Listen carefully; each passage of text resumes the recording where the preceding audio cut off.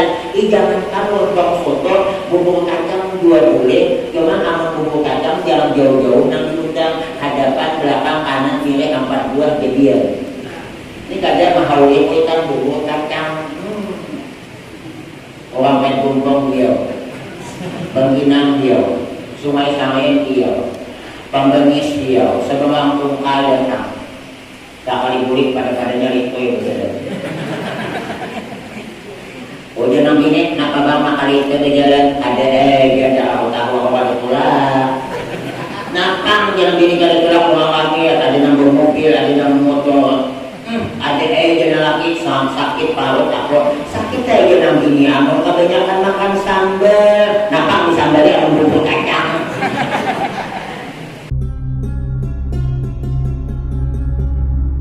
Assalamualaikum warahmatullahi wabarakatuh.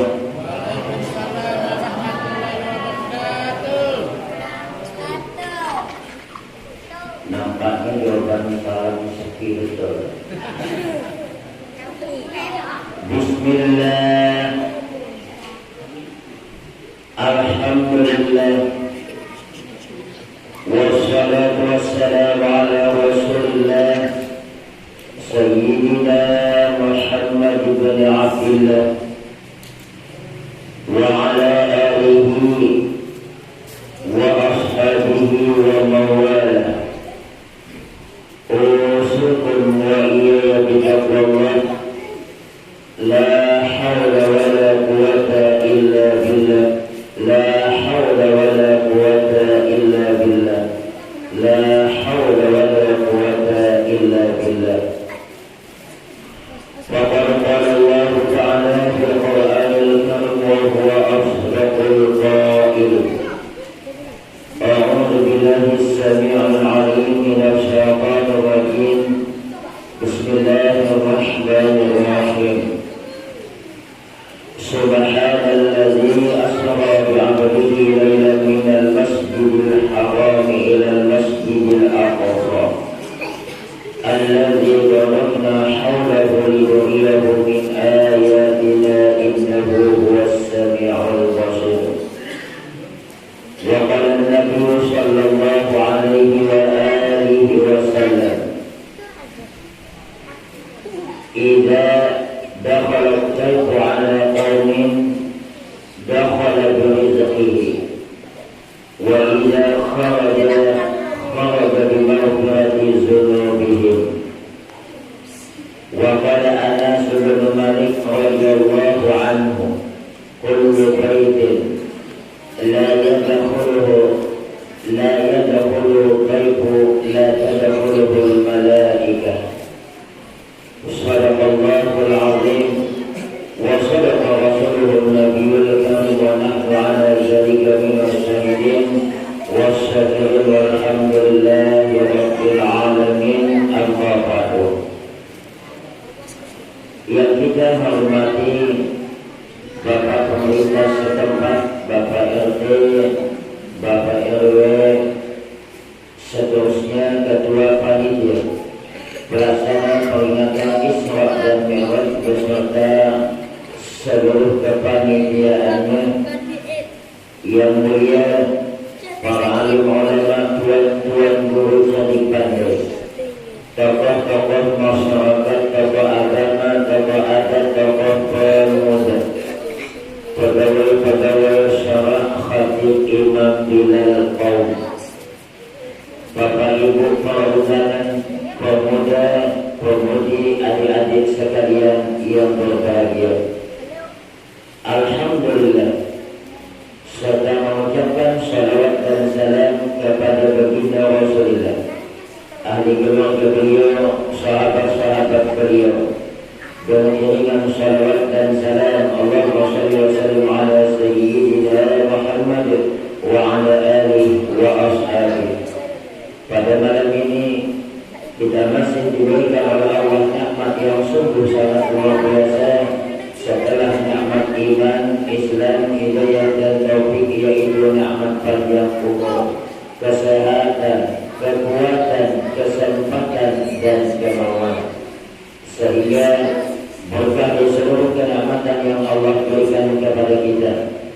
pada malam ini panitia pelaksana peringatan Isra dan Mi'raj bisa mengadakan dengan baik, dan alhamdulillah kita yang diundang bisa sampai di tempat ini. Tidak lain pengharapan kita, semoga peringatan yang kita adakan ini ada manfaatnya, ada hikmahnya, ada barakahnya, dan ada ilmunya. Dan mudah-mudahan pertemuan yang kita adakan ini menambah ketakwaan kita kepada Allah, menambah kecintaan kita kepada baginda Rasulullah, menambah hubungan silaturahim kita sesama umat, dan menambah wawasan keilmuan kita di dalam beribadah.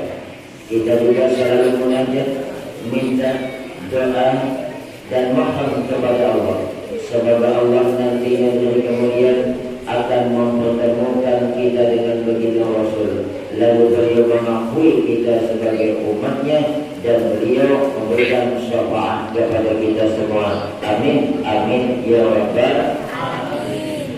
Jamaah Bapak Ibu yang dimuliakan oleh Allah, kita malam ini Bapak Ibu saingan berat luar biasa adalah Isra Mi'raj.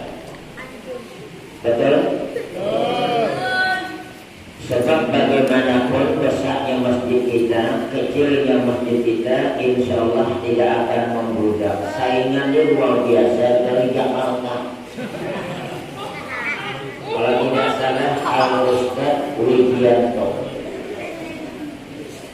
Beliau terkenal dan sering ada di televisi. Saya tadi lewat di sana, wah saya memang ini. Tapi alhamdulillah masih ada yang bertahan. Kalau seandainya semuanya ke sana, saya balik lagi.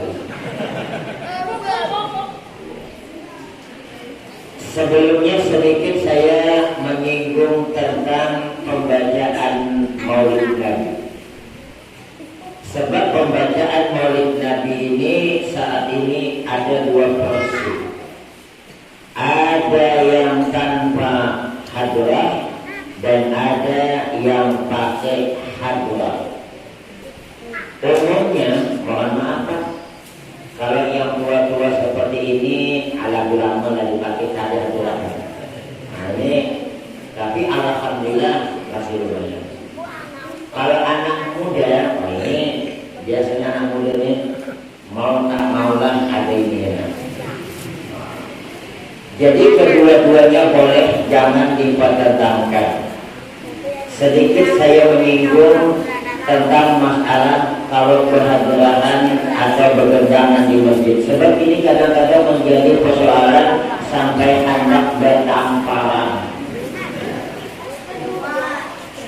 Jadi kalau ada perselisihan dan itu hadisnya tidak jelas kepada pokok persoalan yang dibahas, maka jangan selalu monoton, apalagi sampai berkelahi.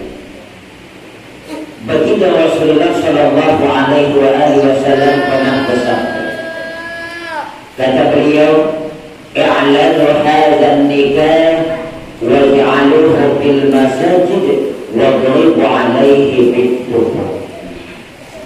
I'lanu hadzal nikah, nampakkan, siarkan, perlihatkan, jangan sembunyi-sembunyi acara nikah. Jadi kalau pernikahan jangan sembunyi-sembunyi. Walaupun potong ayam 2 ekor, tetap kita jangan sembunyi-sembunyi. Minimal tetangga depan, belakang, kanan, kiri yang diundang. Apalagi pinang tak naik-naik itu loh. Yang disuruh oleh baginda Rasul itu sembunyi-sembunyi, itu adalah melamar anak.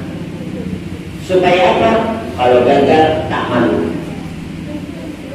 Tapi kalau acara nikah jangan sembunyi-sembunyi rame. Kenapa? Kalau terjadi perubahan pada mempelai wanita, cang-cincang, sasar sehari, sasar kancang, tak ada ribut. Kenapa? Ingat beristilah. Inilah hebatnya nikah.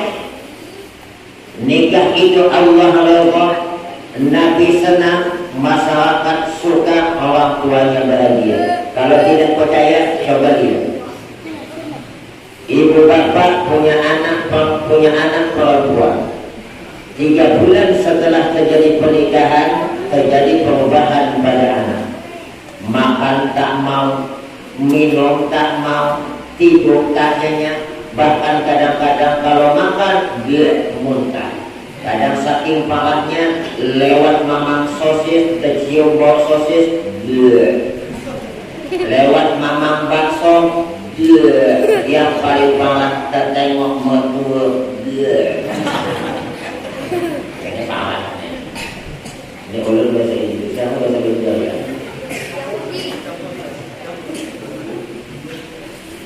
Ibu punya anak perempuan seperti kena penyakit komplikasi.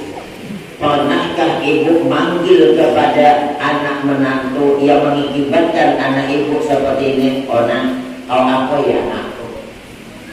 Kenapa dia demam? Kenapa dia sakit? Tak pernah. Inilah hebatnya nikah. Bahkan tetangga sebelah pun juga nanya dengan ibu, "Bu, mana anak ibu yang berpengantin 3 bulan yang lalu?" Ada. Aku sampai tempat mertuanya cuma setengah bulan, lepas itu baliklah dia ke rumahnya. Kenapa dia tak pernah muncul di dalam rumah? Apa sebabnya? Demam apa? Biasalah demam dibuat-buat. Kata tetangga, alhamdulillah ibu cepat dapat cucu. Aku belum lagi begitu. Macam mana kau nak cucu belaki ni belum?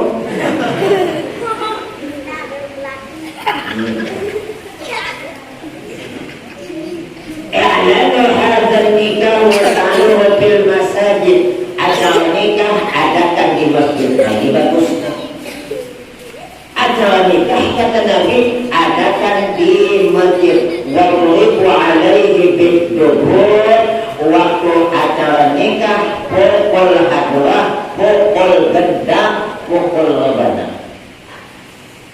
Hadis baginda Rasul ini tidak menjelaskan pukulnya di luar masjid apa di dalam masjid.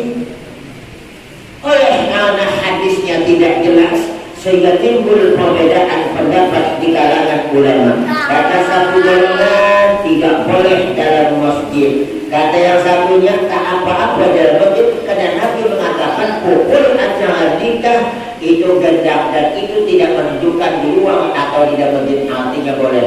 Imam Syekh Ibnu Hajar Al-Haytami di dalam kitabnya ada menjelaskan beliau membolehkan. Artinya kalau tidak setuju silakan, tapi jangan sampai awal ulama ini apabila main hakikat di masjid pegang tampang ikan. Banyak perbedaan Bapak Ibu. Coba lihat. Orang pakai sal ini bentuknya macam-macam. Ada yang letaknya di kanan. Ada yang letaknya di kiri. Ternyata ini perbedaan ini disebabkan karena perbedaan persepsi. Kalau ulama pakai sal itu yang paling bagus di kanan, karena Nabi senang segala sesuatu itu adalah di kanan. Maka ulama pakai begini. Nah, jadi yang pakai sal sebelah sini berarti ikut ulama pakai. Tapi ulama tasawuf tidak di kanan, di kiri. Nah, kenapa maka di kiri? Karena di kiri ini tempatnya hati. Ditutupi karena hati biasanya setan mengganggu. Mudah-mudahan penghalang dari berbagai macam gangguan setan. Nah, berarti ulama pakai sebelah kanan, ulama tasawuf di sebelah kiri. Kalau saya tasawuf idah, pakai idah, makanya antara dua tengah-tengah. Jangan lain. Ulama pakai apabila jadi imam. Apabila jadi imam, Allahumma antas salam wa minkas salam wa ilaika ya'udus salam. Kemudian baca Fatihah, sewaktu mau baca Fatihah biasanya berbelok ke sebelah kanan. Betul? Ini ulama pakai, ulama tasawuf bukan ke sana ke hadapan.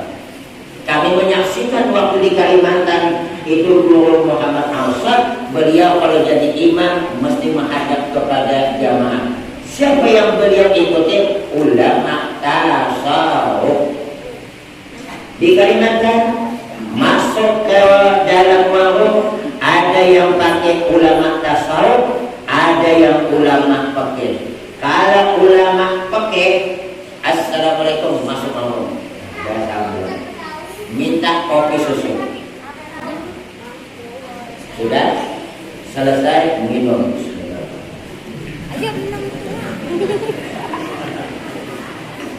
Makan wadah tiga. Pak, berapa nih Pak? Kopi susu segelas, wadah kuenya bepana telur 3, 10.000. Ini Pak, 10.000. Makan dulu baru bayar. Itu ulama pakai. Di Kalimantan masih ada masuk mau pakai ikut ulama tasawuf. Pak, tolong kopi susu.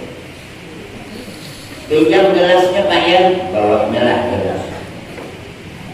Dimasukkannya kue wadai bepa. Nah, maka saya sampaikan nih, ibu-ibu kalau berjualan jangan lagi lagu-lagu 1995 bawanya berjualan. Nah,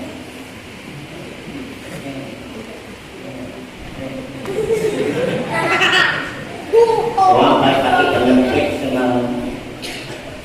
Begitu sudah masuk ke dalam piring beberapa kue, Pak, berapa semuanya nih? Belum diminum, belum. 1 gelas kopi susu, kuenya 3. Berapa semuanya? 10.000. Nih Pak, saya beli kopi susu segelas, kue 3, tempatnya saya pinjam 10.000. Wah, ini ulama tasawuf. Ini doa susah kayak ini. Yang tasawuf tidak pakai tidak, Pak, kopi susu. Begitu selesai sudah minum, berapa semuanya nih Pak? Kue berapa? 3, padahal makan 5. Berapa semuanya Pak? 12.000. Minggu depan Pak ya, tasawuf tidak pakai tidak. Jadi kalau ada perbedaan seperti ini jangan terlalu kita anak-anak sampai ikuti. Banyak perbedaan. Saya ambil contoh lagi nih Bapak Ibu.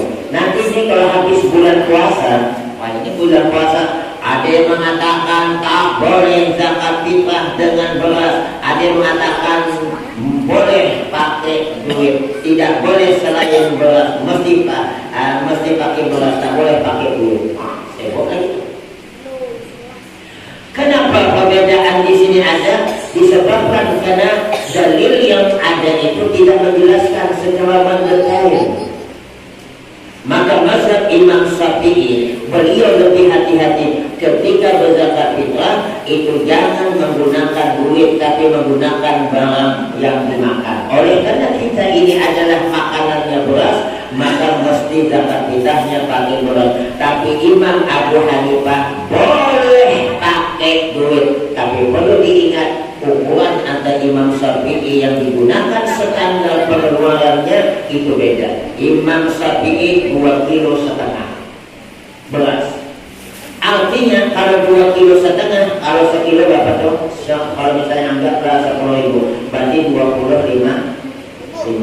Nah, saya ambil contoh. Kalau misalnya beras 2,5 kilo, anggaplah 10.000 sekilo. Lalu orang mengeluarkan zakat fitrah itu 25.000 langsung nih 25.000 saya zakat itu ukuran 2,5 kilo. Kata Imam Syafi'i tak sah. Kenapa tidak sah? Karena ikut mazhab saya itu mesti beras bukan duit. Kata Imam Abu Hanifah juga tidak sah. Padahal beliau membolehkan duit. Kenapa? Uang 25.000 tidak cukup ukuran saya. Kalau kamu mau mengeluarkan zakat fitrah pakai duit, ikut ukuran saya Bapak. Bukan 2,5 kilo, 3,8 mata. Artinya kalau mau duit 38. You understand? Paham? Makanya kadang-kadang kalau ada di aturan pemerintah tuh zakat fitrah tahun ini yang A 60.000, B 50, C 40. Kok mahal? Standar ukurannya bukan 2,5 kilo, tapi 3,8 kilo mata. Nah, jadi kalau ada yang seperti ini, perlu pelajarilah lebih seksama. Jamaah Bapak Ibu yang dimuliakan oleh Allah. Jadi masalah tadi sudah saya masuk acara Isra Mi'raj, tapi bukan membahas masalah Isra Mi'raj. Ada hadis baginda Rasul. Hadisnya sahih riwayat Imam Bukhari Muslim. Man kana yu'minu billahi wal yawmil akhir falyaqul khairan aw liyasmut. Siapa kata baginda Rasul yang beriman kepada Allah dan hari kemudian, hendaklah dia ngomong yang baik. Kalau tidak sanggup ngomong yang baik, maka hendaklah dia diam. Ini ada kaitan tak lama lagi kita pemilihan. Sekarang sudah mulai. Jangan suka nonton debat presiden. Ada manfaatnya. Ujung-ujungnya berkelahi. Iya. Karena masing-masing pengen tak mau kalah. Yang namanya debat tidak ada manfaat. Lebih bagus kita jauhi. Apalagi nih ibu-ibu ini. Sekarang ini Bu, kadang-kadang itu permasalahan itu bukan dari mulut kita, dari tangan kita. Jangan suka memposting sesuatu yang ada faedahnya.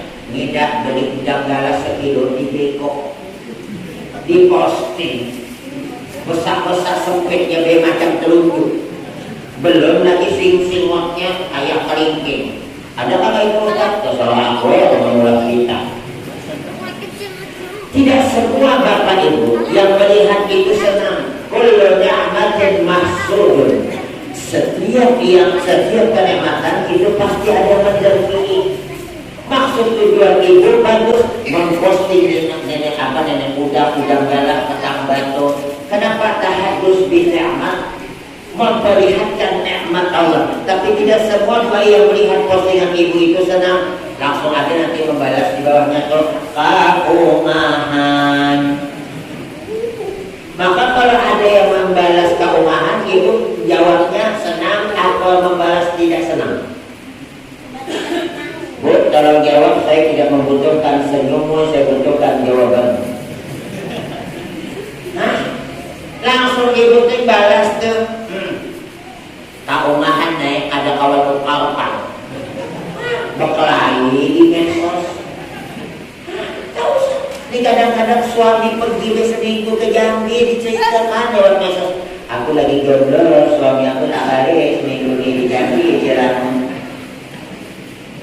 Kalau mau juga amalan-amalan kayak diposting di status, amalan yang dipakai bohong.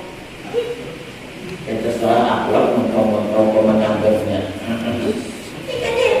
Kalau amalan kan bagus, tidak ada masalah yang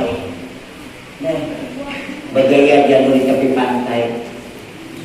Langsung ada teman nanti di bawahnya komentar, ada hai bau di Kalimantan, bau di tepi pantai, sudah diposting. Aku kemarin berjalan lagi di lautan diposting.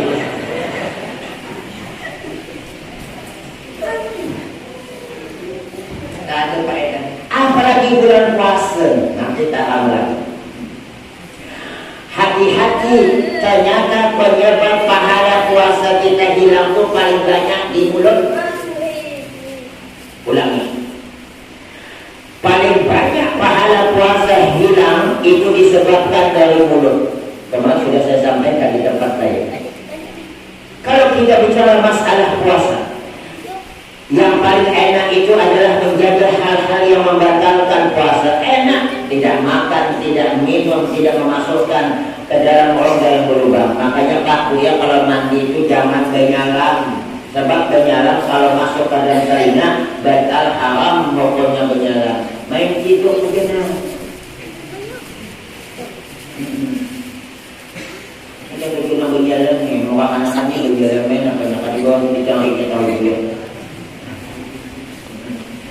Sedangkan sebagian ulama mengatakan tidak mengenyangkan saja, dicabut bulayan, nah bisa batalkan. Coba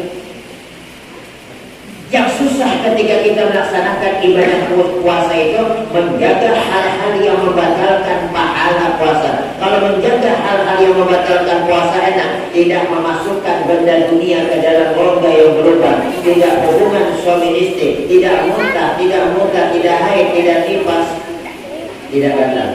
Tapi yang menjaga hal-hal yang membatalkan puasa itu yang susah. Khamsun yubtilus shaim, 5 macam yang menyebabkan pahala puasa hilang. Sah puasanya, tapi makannya lagi nanti gak ada pahala. Dapur mana pahala? Aku yang nulis, aku yang singgung. Yang pertama al-kizbu, bohong, dusta. Nah, ini yang menyebabkan pahala puasa hilang. Suka bohong. Tapi kalau diingat Bapak Ibu, tidak semua bohong itu tidak boleh. Ada bohong yang boleh menyelamatkan seseorang. Pulang buat di kampung pakai malam panjang, masuk ke dalam rumah kita, wajib bohong. Ada dapat nengok siapa tak ada. Kesana tu dasar dia perginya. Ini jauh adalah, nah, dibuncul tu, tinggal muncul ke mana lagi. Bohong itu sepele sekalipun. Ada orang nitip Honda depan rumah, motor depan rumah, kata tetangga sebelah, betul, motor baru nampaknya. Oh iya, maklumlah, itu sawit yang di pematang rumah 5 hektar bawah baru panen. Padahal orang nitip itu motor si tetangga. Galang gana-gana, anak kalung gana-gana. Semua jajanannya kalau hanya lupa di pasar tadi, padahal di perusahaan diinjak. Dusta jual jual. Wal ghibatu ghibah, nah ini yang paling bahaya nih. Kenapa hikmahnya kalau kita puasa mulut apabila sudah jam 12 ke atas jangan dibuang. Biarkan mulut itu ada di mulut kita. Hikmahnya itu supaya kita jangan berdekat dengan kawan. Kita ini kalau berdekat dengan kawan cerita tanggal itu kan bagus ujung-ujungnya. Betul bro? Mulai-mulai itu kan bagus. Kadang-kadang duduk di kaki 5 kata tetangga sebelah. Aku nengok kawan sebelah satu yang baru pindah tuh ngasih pembukaan. Oh iya. Wajah apa? Kue apa? Katanya apam balik, tapi kurang memang bukan apam balik, tak ada bedanya dengan lempeng. Gibah. Wan namimatu namimah, ngadu domba. Ini tak lama lagi pemilihannya. Jangan jadi provokator. La yadkhulul jannata qattat, tidak akan masuk ke dalam surga siapa? Al-qattat, namimah, ngadu domba. Pada suatu hari baginda Rasulullah Sallallahu Alaihi Wasallam berjalan dengan para sahabat. Tiba-tiba beliau langsung sabda, terkena 2 buah kuburan. Kata baginda Rasul, tahukah engkau saat ini 2 penghuni kuburan ini sedang disiksa? Tahukah kau dosanya? Sahabat mengatakan, no, aku pada tahu. Yang satunya kata baginda Rasul, ini dosanya namimah, ngadu domba. Bahasa Belanda itu provokator, kata-kata yang di sini bawa ke sini, yang ke sini bawa ke sini, Pak Arahi. Yang paling bagus kalau ada orang mengatakan ini yang tidak bagus, jangan disampaikan. Dia bilang apa dengan tahu tadi? Dia bilang foto bagus. Ini kado beli kami pada karena hari hai, mau aku acak soalnya. Yang satunya suka namimah, yang satunya masalah kencing. Nah ini lelaki ini, apalagi dia udah turun mobil, lalu larang orang di belakang ada tadi masalah air. 3 kali begini mampi aja kalau surat jadi toh. Lelaki yang sana, bukan orang sini, bukan uang sana, cuman pindahan dari sini. Hati-hati masalah kencing. Aksal azabil qabri minal baul, kebanyakan siksa di dalam kubur disebabkan kencing. Maka lihat kalau kita belajar kita pakai, hampir semua kita pakai di awal itu adalah bab taharah, bab suci. Kenapa diletakkan bab taharah di awal? Sebab kalau gagal bab taharah otomatis gagal ibadah yang lain. Makanya kita perlu menjaganya yang kami asal jangan digasor aja, jangan kada bergasor. Anu kata dojo kada ada dalam telepon pakai kabel, walaupun kada digasor pakai tisu, pakai daun, pakai sesuatu yang kasar. Cuman amun daun nang jangan yang basah nang kawin itu pikir daunnya jangan daun halus sempong. Daun halus sempong diletakkan. Mau jadi tak kawin. Aksal azabir wahai minal barul, kebanyakan siksa di dalam kubur disebabkan kancing. Ada begasor. Ada begasor banyak. Dalam dia apa beginian bu namanya kan begasor tau. Bu yang biasanya yang tak begasor itu laki-laki apa perempuan? Berarti pernah ngintip. Apa?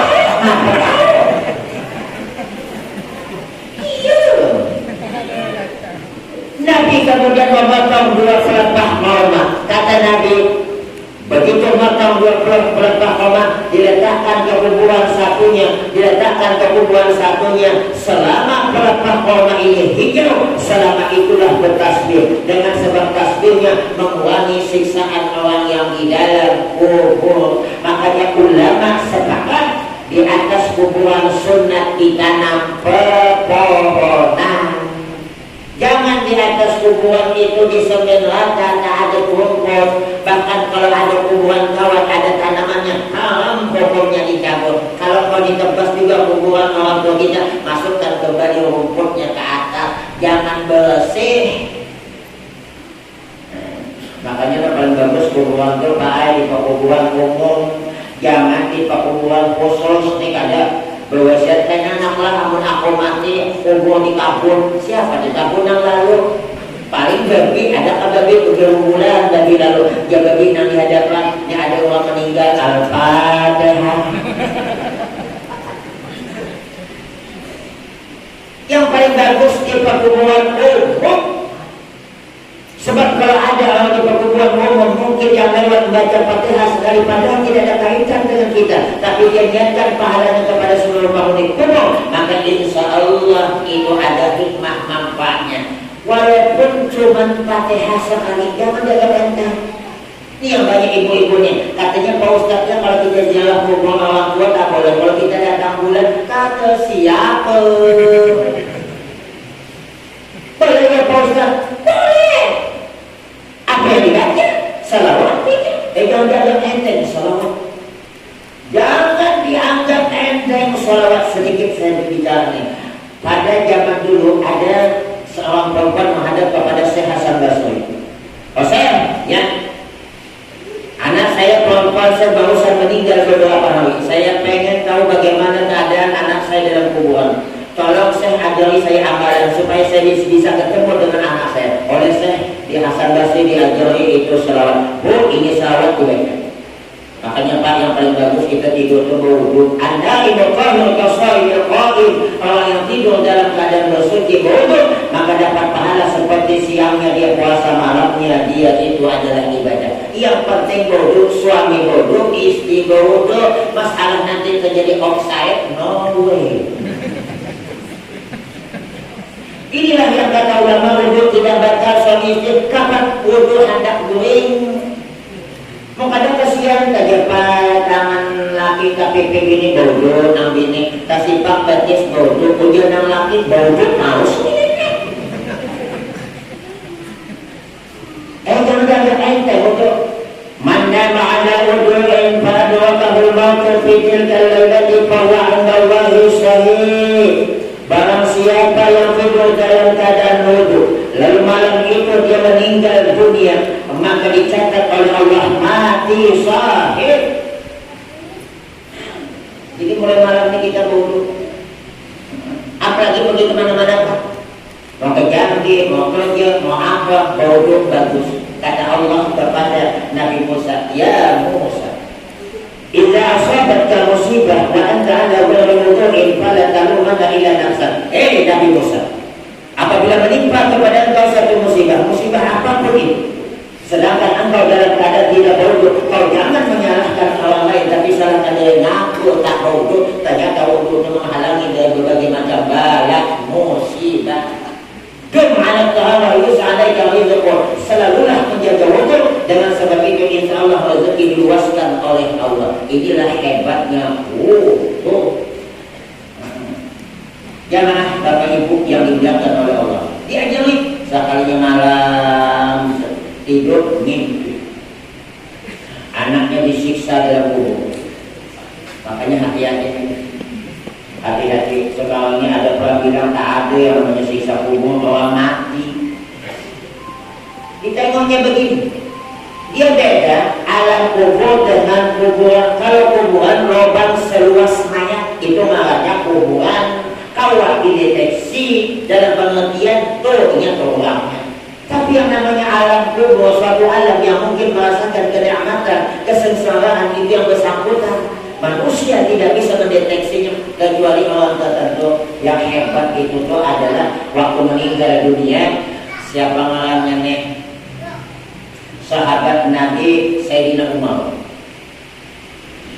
Sayyidina Umar tuh wani melawan malaikat mungkanan. Ini hebatnya.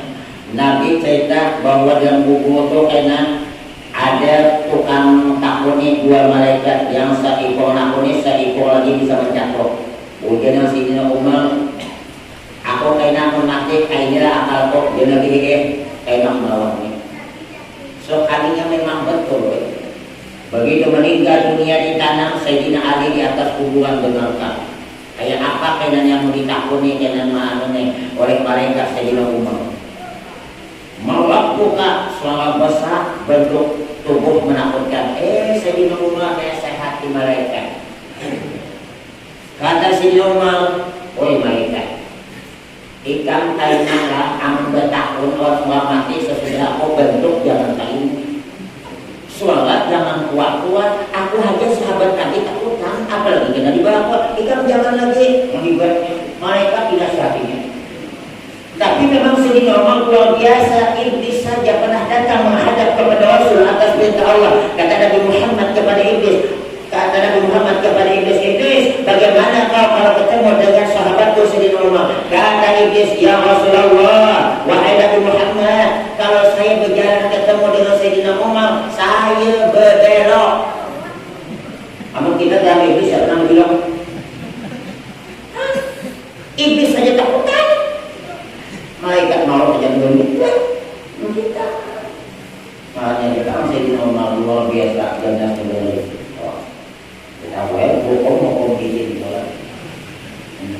Jadi ibu ini melihat anaknya disiksa di dalam kubur, makanya amalan bagusnya jangan kaget ibadah waktu kita tahiyat akhir, Allahumma inni a'udzubika min adzabil qabr wa min fitnatil mahya wal mamat.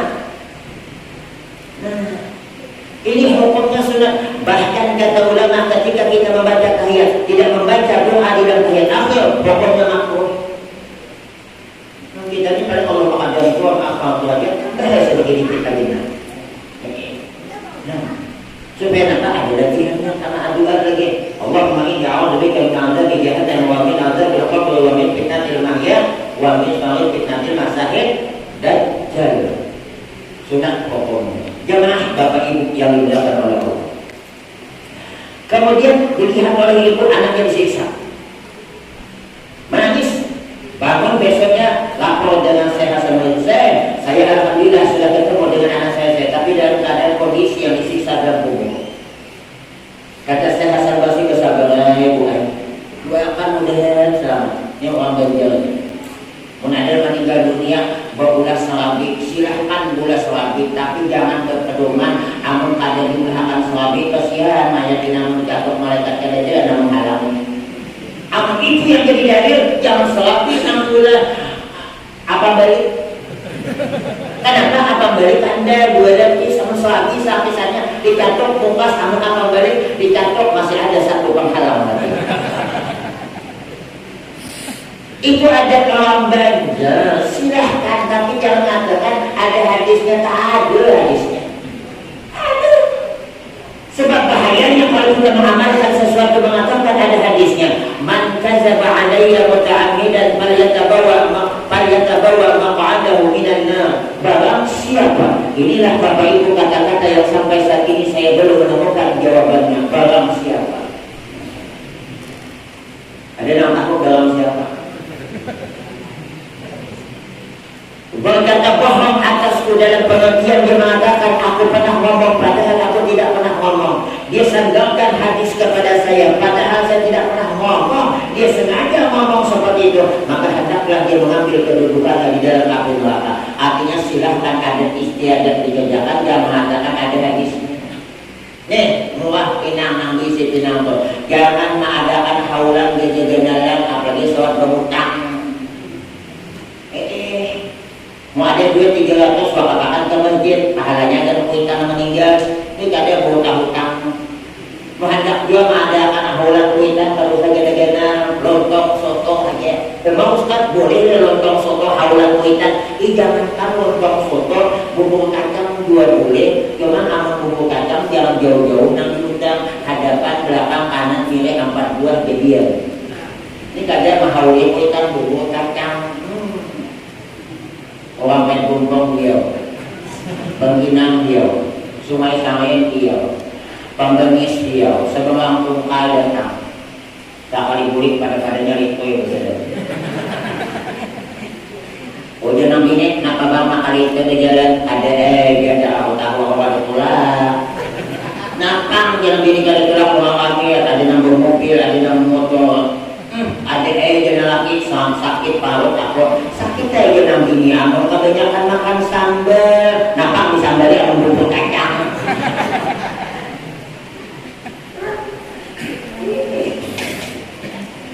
Jangan maksakan diri ini begini nih, maksakan diri benar Bu. Kalau video Bu jangan ada dusta di antara kita. Itu jilbab yang ibu pakai itu 5 tahun yang lalu atau 3 tahun yang lalu? Ayo yakin. Bapak sampo yang dipakai ini 5 tahun yang lalu atau 3 tahun yang lalu? Kalau bapak aku yakin dah 5 tahun yang lalu. Kalau ibu-ibu tak yakin. Ibu tuh gengsinya kuat, bagi undangan 5 kali 5 ganti penampilan. Yang kadang kata suaminya pergi dah undangan hal ini tidak, ngapot ada baju. Ya kan Bu ya? Nah, dia. Sekalinya beberapa malam kemudian si Hasan Basri ketemu perempuan yang cantik jelita. Lebih cantik dibandingkan Samrini, lebih ayu dibandingkan Ayu Ting. Kata si Hasan Basri, siapa kau? Masa kau tak kenal apa? Kau tak kenal? Aku adalah anak dari ibu yang pernah datang kepada engkau. Kata si Hasan Basri, kalau cintaimu kau disisa. Betul, kami disisa 550 orang. Sekali ada yang lewat di kuburan kami, dia membaca salawat sekali, Allahumma sholli ala Sayyidina Muhammad. Padahal baca salawat cuma sekali, tapi yang ngomongnya membaca doa saleh. Pahalanya dia sampaikan ke kuburan kami.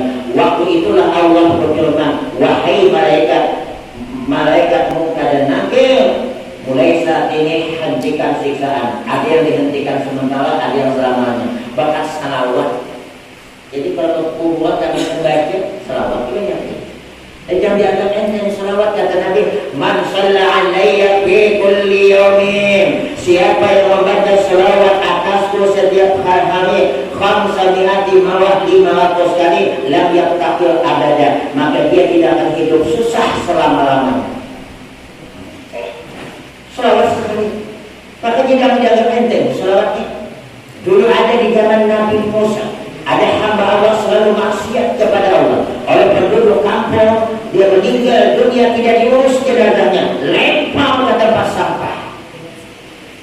Allah kemudian berfirman kepada Nabi Musa, wahai Nabi Musa, kau datang kampung Anu. Di situ ada hamba tu, kau urus jenazahnya. Dia meninggal dunia tidak diurus oleh penduduk kampung. Datanglah Nabi Musa ke kampung yang ditunjukkan oleh Allah. Sampai di situ ternyata mayat itu ada tergeletak di atas sampah. Nabi Musa bertanya kepada penduduk setempat, kenapa jenazah ini tidak kau urus? Kenapa kau biarkan kau lempar seperti ini?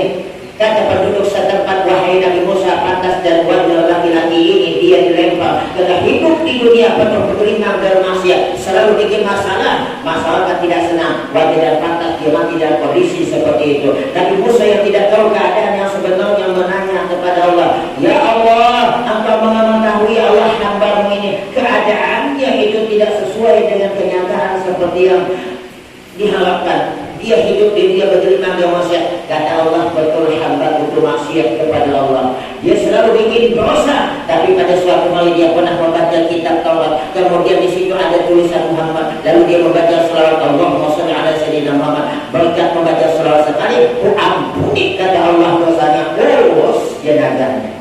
Tapi jangan pulang mendapat ingin maksiat jalan, selawat jalan. Jadi adanya siksa kubur yang makhluk itu betul-betul adil. Nah, lanjut cerita tadi belum selesai. Yang pertama al-kidbu bohong, yang kedua al-ghibah ghibah, wa namimatu wa nazau bi sawatin mandang dengan sahwat. Jadi bulan puasa anak muda di jangan nonton TV yang ada program. Apalagi anak muda itu yang biasa di telinganya dimasukkannya sumpah di dalam gimset kan. Apa namanya? Kau tahu ya, pakai headset ada kayak apa nih tes cuma asalnya aku buat benar.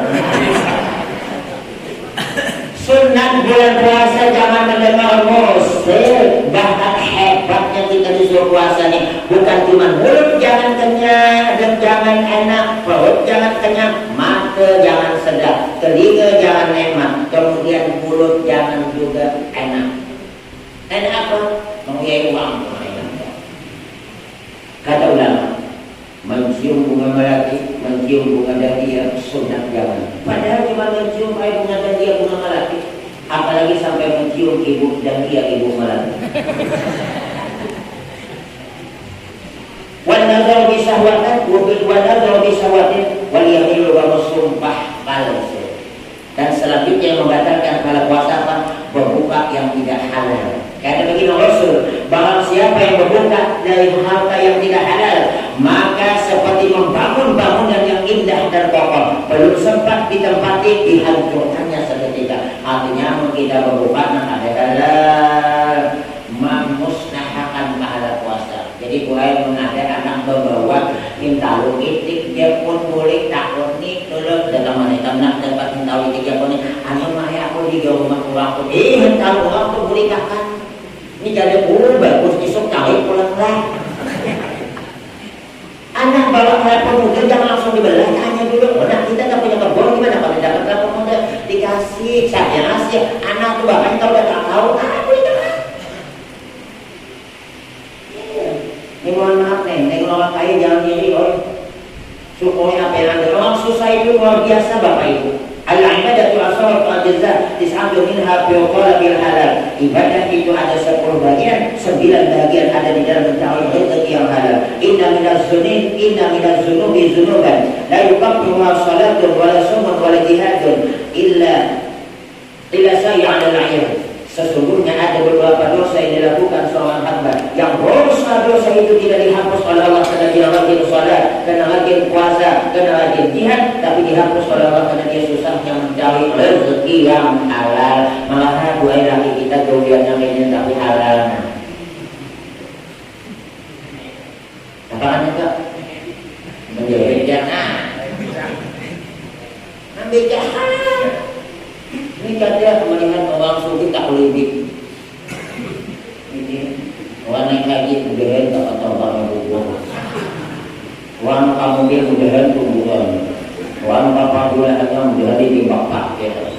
Orang dia hanya melihat urusan yang lain boleh suruh apa yang ada. Kita susah pakaian susah aja. Jangan gelang dana awak susah dapat PKH milik dia dapat rumah BLT tiap bulan dapat. Ibu tu pakai gelang kayak anak lipat, gelang yang awal kayak ulang tahun. Jangan tetangga sebelah bukan asli dia tu imitasi. Itu jangan sekor. Nyawa tak kalau masih ada utangnya tu belum lunas lagi 50.000. Kau hendak bawa ke Jambi mulai. Orang Jambi kalau tahu orang Jambi orang sugihnya galang. Cuma di orang Jambi aman orang sugih dapat turun mobil mampu. Menyopan dilanjut. Jadi yang pertama jaga mulut bagi bulan puasa. Kelanjutan hadis, wa man kana yu'minu billahi wal yawmil akhir falyukrim dhaifa. Siapa yang beriman kepada Allah dan hari kemudian, hendaklah dia memuliakan tamu. Tamu kalau datang ke rumah, baginda Rasul menjelaskan, idza dakhala dhaifun ala qaumin dakhala bi rizqihi. Apabila masuk tamu kepada suatu kaum, kepada sebuah rumah, maka dia datang membawa rezekinya. Wa idza kharaja bima ghufirati dzunubihim. Kalau dia keluar tamu itu dari rumah, dari kaum, maka dia keluar itu diampuni dosa tuan rumah. Jadi gue ada tamu masuk pada rumah bagus, nah pada bagus tamu masuk terus. Jam 8 masuk, 9 boleh, 10 masuk pulang, 11 boleh, jam 1 datang pulang, jam 2 boleh. Itu bukan tamu, beleleh. Ini kelebihannya jangan dulu beleleh, gue. Ibu-ibu itu tak sempat gue mau beleleh, melaku, doka-doka aku dari tempat. Kenapa? Bangun tidur urusan banyaknya. Baca tapas lah, bersesapu lah, belum masak lah, mandi anak lah, mantan sekolah lah. Jadi selesainya. Ini gak ada papagian sama aja kata takdir. Tapi uang sana, cuma dibiayai dari sini.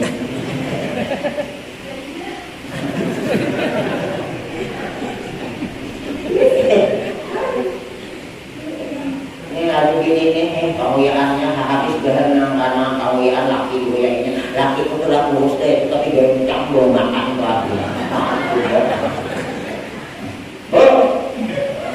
Ibu kalau sudah punya menantu, anak datang ke rumah berkunjung, jangan ditanya macam-macam, kau baik tak? Itu tak usah ditanya.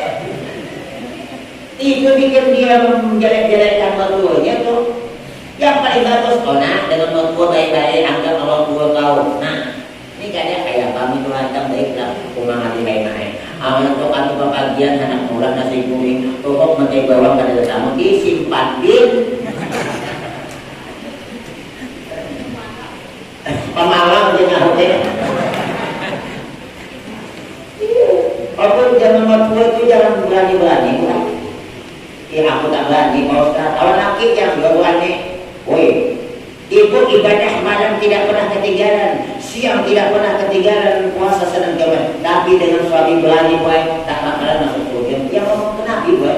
Aku Pak Ustaz tak pernah berani dengan suami aku tahu itu tak boleh. Bukan aku yang berani dengan suami aku, Pak Ustaz, cuma suami aku itu yang takut dengan aku.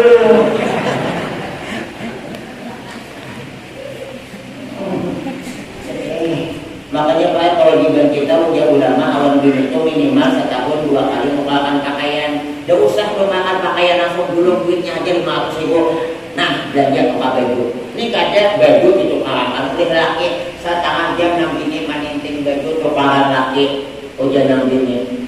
Abahnya baju zaman Belanda itu ditukar.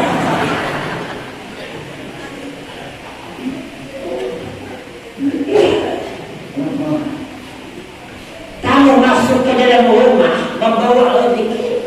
Bahkan kata Anas bin Malik, kullu baitin la yadkhuluhu dhaifun la tadkhuluhu al-malaikah. Setiap rumah yang tidak pernah dimasuki tamu, rumah itu tidak akan dimasuki oleh malaikat. Yang mana Ustaz yang berumah dia? Yang dimaksud tidak akan masuk itu malaikat rahmat. Salah satu penyebab malaikat rahmat tidak masuk, satu anjing, 2 foto-foto gambar-gambar yang ada satu apa. Oh, anak-anak senang betul meletakkan foto-foto di dinding. Ya Allah, artis yang setengah berpakaian dengan tidak.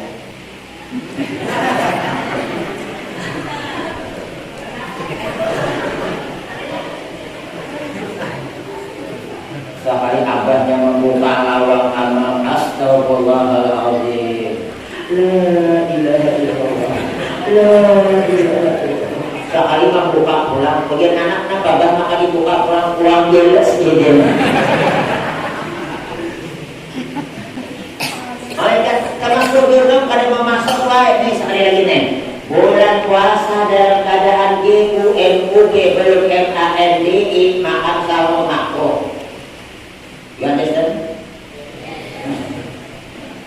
ya Ustaz, mandi aja ada mesti. Mandi gua mandi aja kalau gua laki 60 tahun ke atas. Kalau di kamar mandi ada 3 kali dungkang. Asal buat jadi mati kamu. Supaya jangan mabuk makan minum, terutama makan sahur.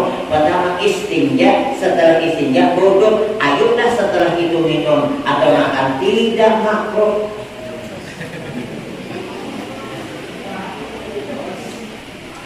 Perlu diketahui, kata ulama, orang yang suka makan dan minum dalam keadaan junub yuhisul faqra wa rizqan, hidup susah. Yang kaya bisa jatuh miskin, yang miskin bertambah miskin. Dia apa? Makan minum dalam keadaan junub.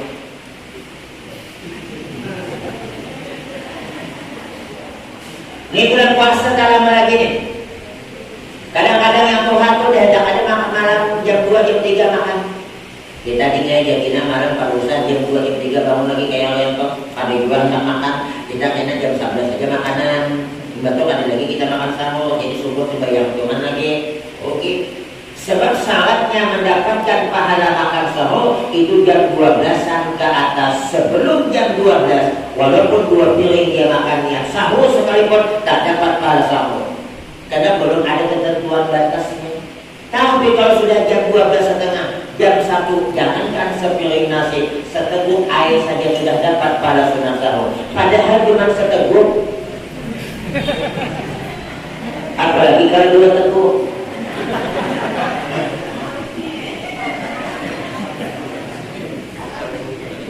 Saya bukan apa tadi ya dari masjid, maghrib pergi ke masjid yasinan. Lepas yasinan itu langsung ada pulang, mau meninggal 2 kali yasinan lagi. Pas disediakan makanan khawatir di sini cepat, saya cuma makan itu apa dan nasi yang dikasih gula jangan tahu ya Tuhan luar.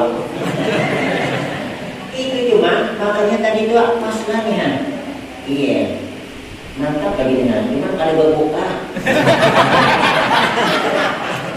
Kadang-kadang boleh. Ini panitia luar biasa, ini karena menyediakan yang mantap-mantap. Saya kadang-kadang diundang satu tempat, aku lagi ini lumayan Pak ya, aku gelas yang betul-betul 3 kali muncul tak tembus. Kaliwat kenapa panitia? Tapi ini luar biasa nih. Orang panitia yang menyediakan tuh jangan yang ini berbunyi ini beda bodoh. Nah, makanya kalau misalkan amun habis nyaman dibuat teh. Nah, belum selesai. Dosa bisa ya kan? Coba apa? Saya tadi saya catat jam 22.44 ini jam 2.41 3 menit. Saya hampir setiap lama mesti saya 1 jam. Karena dalil yang bernama Mas'ud julus sudah saat dan bima di siraan mereka masuk pada manwala tapi bono pasnya ulah kemenit di al-Qur'an. Wahai Ibnu Mas'ud, engkau duduk 1 jam di majelis taklim yang pada waktu itu tidak megang pena, tidak menulis satu huruf, ternyata itu lebih baik bagimu dibandingkan engkau mengerjakan sohibu hamba saya. Maka saya biasanya 1 jam, lebihnya bonus ya ada. Kalau ibu tahan, bapak kuat bisa dilanjutkan. Sebab kalau bapaknya tidak kuat, ibunya tahan bisa dilanjutkan. Apa Pak Berita?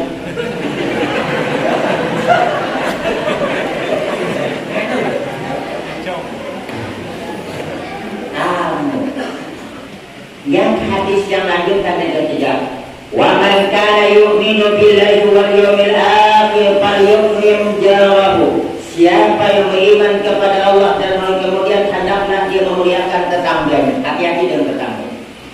Seorang laki-laki pernah menghadap kepada Rasul. Ada tetangga ya Rasul perempuan. Ibadah sembahyangnya sungguh luar biasa, bukan cuma yang wajib, yang sunat luar biasa. Puasa bukan cuma bulan Ramadan, Senin Kamis Asyura dia laksanakan. Sedekah luar biasa. Tapi sayang ya Rasul, mulutnya suka menyakiti tetangganya. Itu kalau mati masuk mana? Ya Rasul, kata Nabi masuk neraka. Ada lagi ya Rasulullah perempuan. Sembahyang cuma sekedar yang wajib, sunat jalan. Puasa khusus cuma bulan Ramadan, Senin Kamis boleh kata tak pernah. Sedekah ala kadarnya itu pun kalau ada. Tapi Rasulullah Allah mulutnya ini dia selalu menjaga jangan sampai menyakiti tetangganya. Itu kalau mati ya Rasul, masuk mana mungkin nanti masuk surga. Jadi dengan tetangga hati-hati baik. Kita bakal hidup lagi gini, jangan kalau mau rumah melakukan. Nah dengan tetangga saya kalau aku mau nih.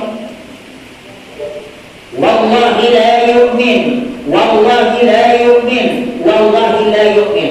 Alladzi la ya'manu jawruhu bawasiqah. Demi Allah tidak beriman, demi Allah tidak beriman, demi Allah tidak beriman. 3 kali Nabi bersumpah. Siapa? Alladzi la ya'manu jawruhu bawasiqah. Orang yang tetangganya tidak aman dari gangguannya. Mana gangguan tetangga? Salah satunya mohon maaf, pas pulang mulai musik kedebak, atau nang kadua kucing dia jam 10 datang ke tetangga mencari nang ayam kawan. Sejan sudah. Tambah bro. Nah, gimana nih Pak? Minta tambah nih dulu nih.